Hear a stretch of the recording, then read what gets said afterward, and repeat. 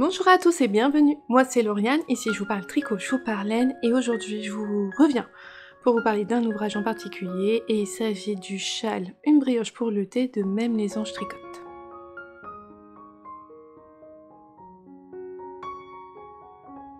Alors ce modèle de châle, vous avez pu le voir, je l'ai tricoté dans mes vlogs, je vous l'ai montré.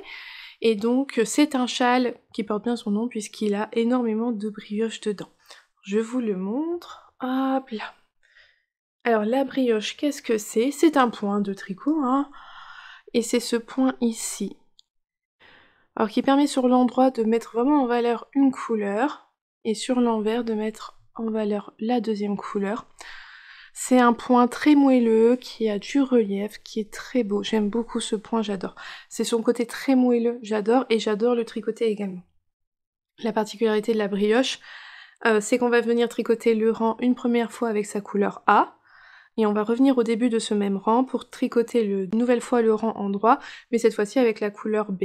Et ensuite on va tourner son tricot, et là pareil pour l'envers, on va faire le rang une première fois avec sa couleur A, et on va refaire ce même rang une deuxième fois avec sa couleur B. Mais sur le devant, ça va être la couleur ici A qui est mise en avant, avec des mailles endroits, et en fait la couleur B est tricotée en maille envers, mais elle se retrouve de l'autre côté en fait du châle. Et sur l'envers, c'est la couleur B qui est mise en avant sur les mailles endroits, et la couleur A qui est tricotée en maille envers, qui donc se voit de ce côté-ci. Alors le châle Une brioche pour le thé, vous voyez, il y a beaucoup de sections de brioche. Il y a celle-ci, celle-là, on en a un petit peu ici, et on a une bordure à la fin. Donc c'est un châle qui se commence par ici, et on commence directement par la brioche, par des augmentations. Donc c'est la brioche bicolore, hein, puisqu'il y a deux couleurs. Et donc on va avoir ici les augmentations, hop, à la fois sur la bordure et à la fois au centre du châle, qui forme cette arête. Et donc on commence par toute cette section-là de brioche. Alors il y a je pense notamment à Mélanie, des aiguilles aventurières sur YouTube, qui n'avait jamais tricoté le point de brioche, qui a découvert ce point-là à travers ce châle-là, et qui y a réussi. Je trouve que le patron de Laetitia, pour un patron en français, parce que j'ai toujours préféré les patrons en anglais, je trouve qu'ils sont mieux expliqués pour la brioche. Le fait qu'en anglais on utilise des abréviations, je trouve que c'est beaucoup plus simple pour la brioche.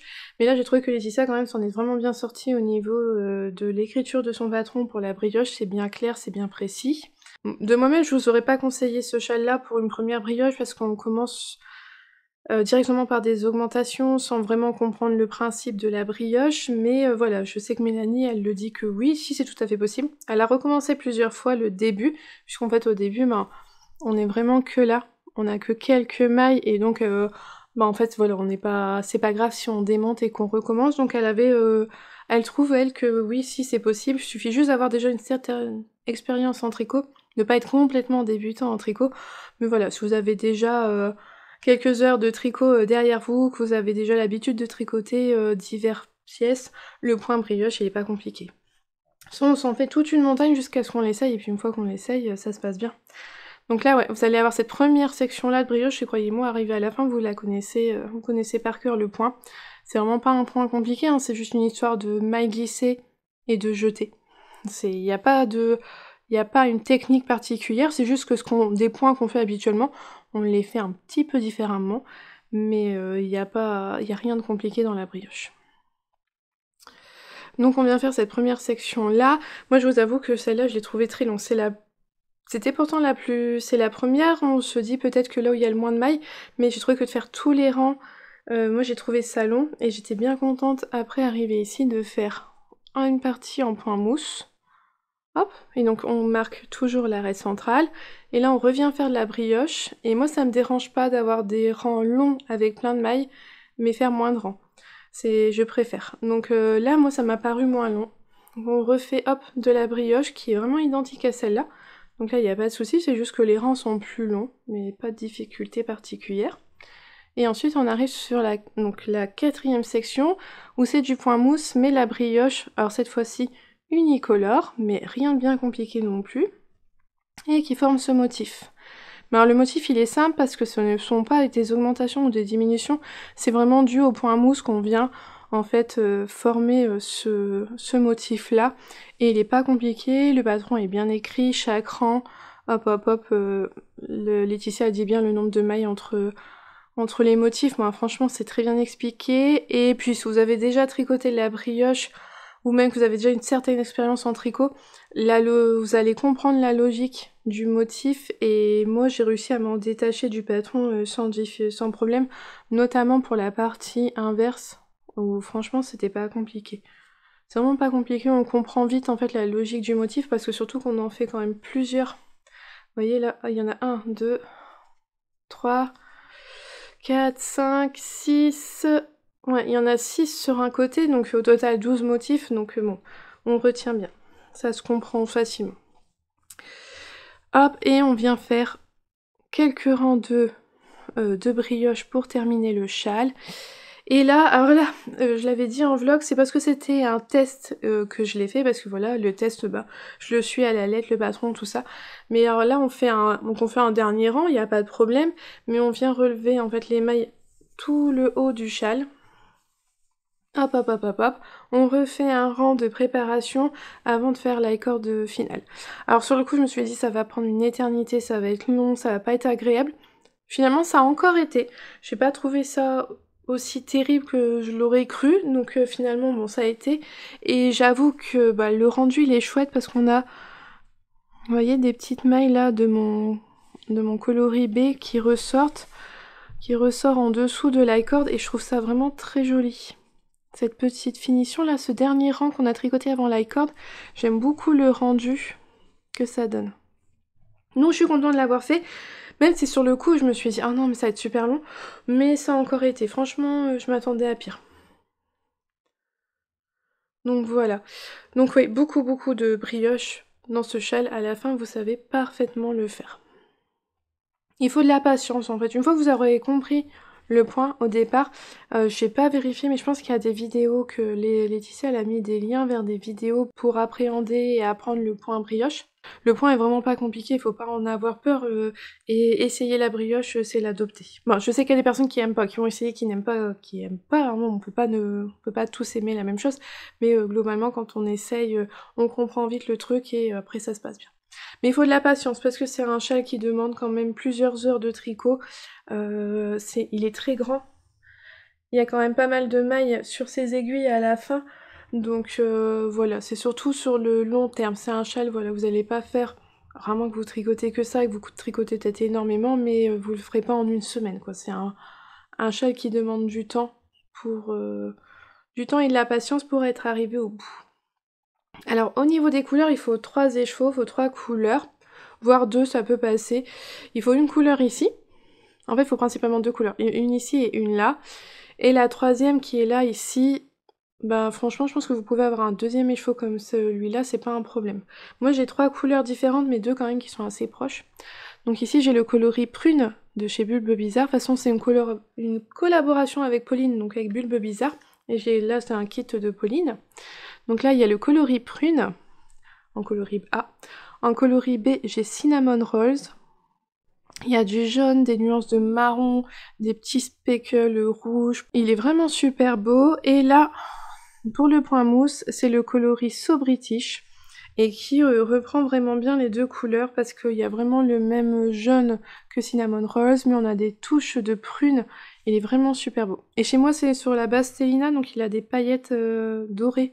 Mais je suis pas sûre que vous allez voir. Sinon c'est sur sa base extra fine fingering, sauf celui-là où il y a de la stellina avec.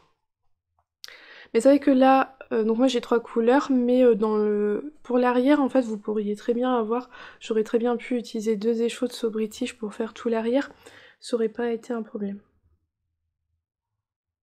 Et j'aime beaucoup le rendu. Donc on utilise 2 coloris pour faire la brioche, et le troisième coloris sert à faire les parties en point mousse. Moi personnellement, et ça se voit là à l'écran, mais c'est pas choquant en vrai, j'ai manqué de mon coloris C. J'ai été vraiment jusqu'au bout que j'ai pu, et j'ai utilisé mon coloris B puis pour faire les 4 derniers rangs de points mousse, parce que je trouvais que c'était pas... Voilà, que ça serait pas choquant d'utiliser le coloris C. Alors là, oui, maintenant que je vous l'ai dit, vous le voyez, mais je trouve que, voilà, vous portez tout ça, franchement, c'est pas choquant.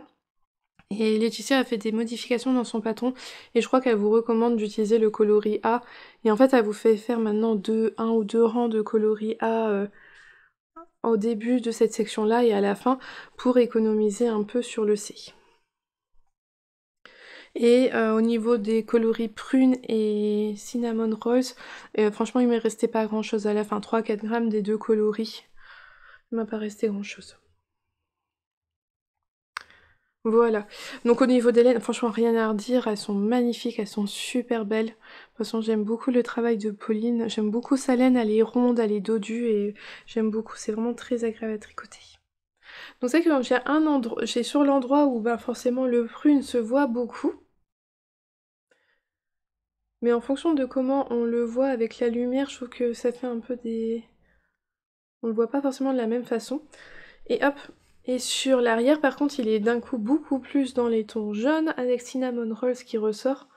Et il est un peu plus unicolore. Et je crois que je préfère ce côté-là. Je le préfère moins tranché que là. Quoique, moi j'aime beaucoup les deux. Et je trouve personnellement qu'on dirait qu'on a deux châles complètement différents. Donc c'est l'avantage aussi de ce châle-là, c'est qu'il est complètement réversible. Alors à part le fait qu'on ait rentré les fils sur l'arrière, mais si on le fait proprement, c'est pas voyant. Je vois même pas où est-ce qu'ils sont. En plus, on peut, si on veut, les cacher dans l'icord. On peut venir les rentrer dans l'icord et donc ils sont pas visibles. Mais moi, je sais que je les ai rentrés en les tricotant, donc ils doivent être quelque part. Ah, vous voyez là. Moi, j'en ai un qui est là. Mais il n'y a pas énormément de fils à rentrer et donc je trouve qu'il est il est vraiment réversible. Donc voilà, a priori compatible pour une première brioche. Tant que vous avez déjà de l'expérience et que vous êtes motivé pour le faire, il vous faudra juste de la patience. Donc on est vraiment sur un très grand châle. Alors moi mes châles j'adore les porter comme ça. Hop. Mais là donc on est vraiment sur un gros châle très doudou. Pour l'hiver ça sera vraiment parfait. Personnellement je l'ai pas bloqué, je l'ai pas mouillé, je l'ai rien fait, j'ai laissé tel quel parce que j'adore le moelleux de la brioche, du point brioche, et que si on le mouille, elle va se détendre et il va être encore plus grand. Et il est déjà franchement très très grand comme ça, il n'y a pas besoin de s'embêter pour qu'il soit plus grand, mais vous voyez, hop, quand on le porte, il descend mais vraiment bas, il m'arrive au nombril rien qu'en le mettant comme ça. C'est vraiment un gros morceau, c'est vraiment une grosse bête. Sinon, hop, on peut le porter sur ses épaules. On peut très bien le porter comme ça. Et là, ça serait davantage pour la saison, là maintenant, de le mettre comme ça, sur les épaules, le haut du dos. Là, quand on fait, je pense à ceux qui font du télétravail, qui sont derrière un bureau, et ben on se refroidit quand même assez rapidement, je pense. Et ben là, hop, on le met comme ceci. Il est hyper couvrant. Voilà. Ah ouais, non, puis ça fait joli. C'est très joli quand même. Donc, somme toute, un châle assez simple, hein, grosso modo que de la brioche et du point mousse, mais avec les couleurs, il peut rendre vraiment de façon différente. Il y a eu plein de combos différents. Je vous invite vraiment à aller voir les versions des testeuses parce que on a eu un large panel de couleurs et il y a vraiment des très très beaux combos que j'aime beaucoup. Mais voilà, après à la fin, on a vraiment un gros châle bien doudou, tout ça, et moi personnellement, ça sera, en plus avec ces couleurs-là, clairement, ça sera pour l'automne. Ça sera pour l'automne-hiver. Ah ouais, non, il est vraiment très très beau. Hop.